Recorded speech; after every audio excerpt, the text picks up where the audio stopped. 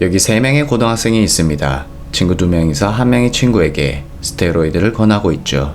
퍼포먼스 향상이 아주 탁월하다며 겁내지 말라고 다른 학생을 부추기고 있습니다. 주사를 맞기 위해 이들이 화장실로 떠나고 나자 이를 곁에서 듣고 있던 한 남성 손님은 고민 중인 친구에게 말을 건넵니다. 자신을 건너편 헬스장에서 근무 중이라고 소개하며 스테로이드를 하지 말 것을 권유합니다.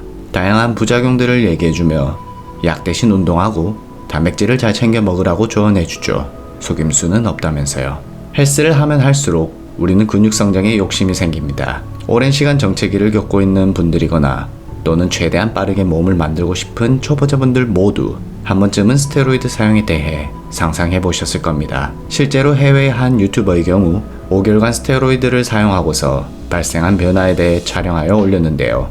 보시는 것처럼 눈에 띄는 상당한 변화가 있었음을 알 수 있습니다. 해외까지 갈 필요도 없습니다. 어떤 블로그에서는 일반인이 스테로이드를 4주간 사용하고서 8개월간 헬스를 했던 때보다 더 효과를 보았다고 후기를 남기기도 했습니다. 이뿐만 아니라 다른 스테로이드 후기 및 제품 구매까지 인터넷에 조금만 검색해보면 누구나 쉽게 접할 수 있습니다.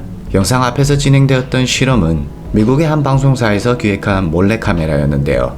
스테로이드를 하지 말라고 학생에게 조언해 주었던 그는 무엇을 그렇게 염려했던 것일까요? 우리가 근육 증가에 도움된다고 흔히 들어본 아나볼릭 스테로이드는 황소, 말, 돼지 등 동물의 고안에서 추출하여 합성한 테스토스테론의 한 형태입니다. 쉽게 말해 남성 호르몬이라 할 수 있습니다.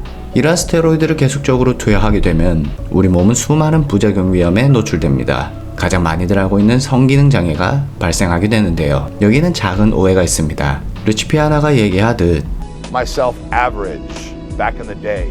When I went on a cycle, I turned into Superman, right? I went from an average guy to Superman.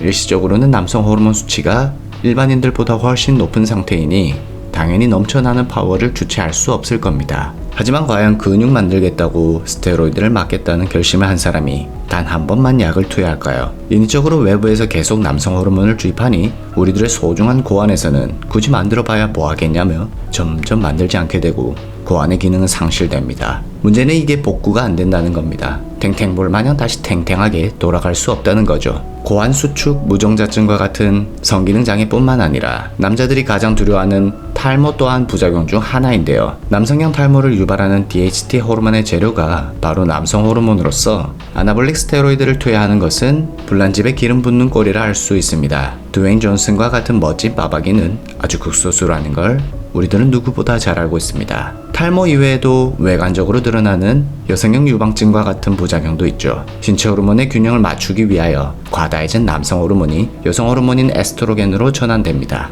가슴이 바로 여성처럼 커지게 되는 거죠. 사실 이러한 부작용들도 큰 문제지만 보다 가장 큰 부작용은 심근경색 혹은 심장마비로 인한 급사입니다. 스테로이드를 투여하게 될 시 몸 전체의 근육이 커지는데 그중 심장 또한 비대해집니다.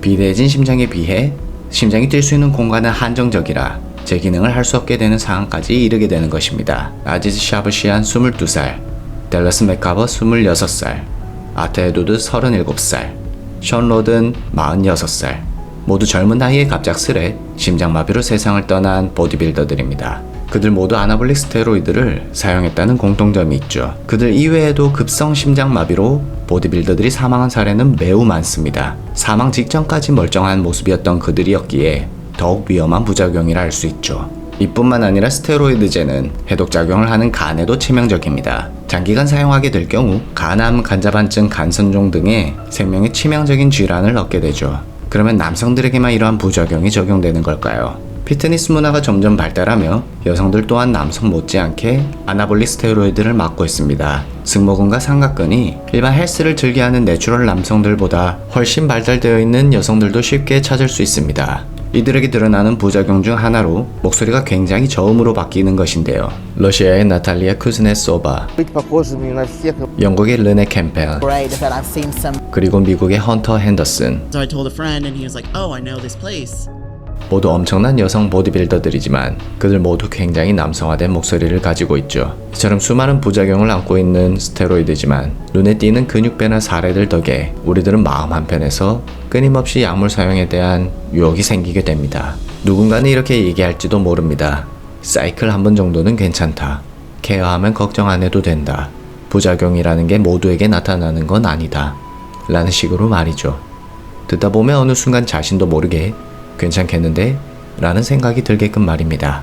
하지만 얻을 수 있는 것은 소수이고 잃을 건 많은 확률 게임에서 우리 같은 일반인이 그러한 도전을 하는 것이 과연 올바른 선택일까요? 운동을 하다 보면 어느 순간 누군가 나에게 스테로이드 투여를 권하는 순간이 올 수도 있습니다. 친한 친구가 될 수도 있고 운동하는 파트너가 될 수 있으며 다니고 있는 체육관의 트레이너가 될 수도 있습니다. 그 어느 누군가가 여러분에게 약물 사용을 권한다면 어떤 선택을 하실 건가요? 결국 선택은 본인이 하는 것이겠습니다. 하지만 무엇보다도 하루하루 열심히 체육관에서 운동하며 흘리는 땀방울들은 분명 여러분들을 배신하지 않을 것입니다. 오늘 하루도 여러분 모두 건강해지는 하루 되시길 바라겠습니다. 헬스더학이었습니다.